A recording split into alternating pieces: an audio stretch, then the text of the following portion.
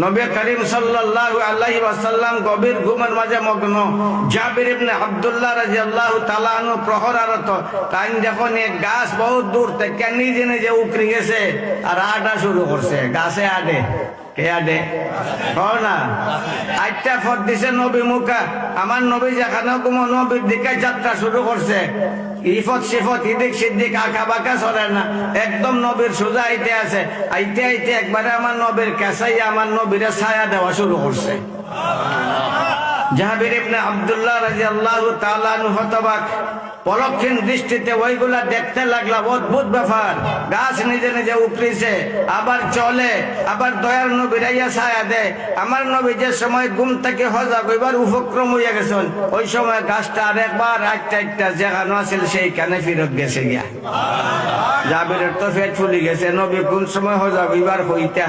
আমার নবী যে সময় হজা কইছেন, জাবির এখন ইয়া রাসূলুল্লাহ অদ্ভুত ব্যাপার দেখলাম, অদ্ভুত ব্যাপার দেখলাম। গাছ নিজে নিজে উপড়িছে, আবার চলা শুরু করছে, একবারে আপনারা ছায়া দেওয়া শুরু করছে। আপনি যখন ঘুম থেকে উঠবার উপক্রম হইয়া গেছেন, ওই সময় গাছটা আবার ফিরত ওই দেখো দূর গাছ সেখানে গাখার হয়ে গেছে। আমার না বখন জানস এই গাছ কেন লাগাইছিল জানস? এই গাছে আমার সাক্ষাতের লাগে আল্লাহর দরবারে বারবার দরখাস্ত করছে, আজকে তার দরখাস্ত কবুল হয়েছে, আর এই সুযোগে আমারে দেখবার লাগে আমার কাছে আইছে। বুঝা গেল গাছও নবীরে চিনে না চিনে না? মাতো না, গাছও চিনে, পাথরও নবীরে চিনে, সবে নবীরে চিনে, সঠিক ভাবে চিনে। আর মানুষে চিনার ব্যাপারে ভুল করে।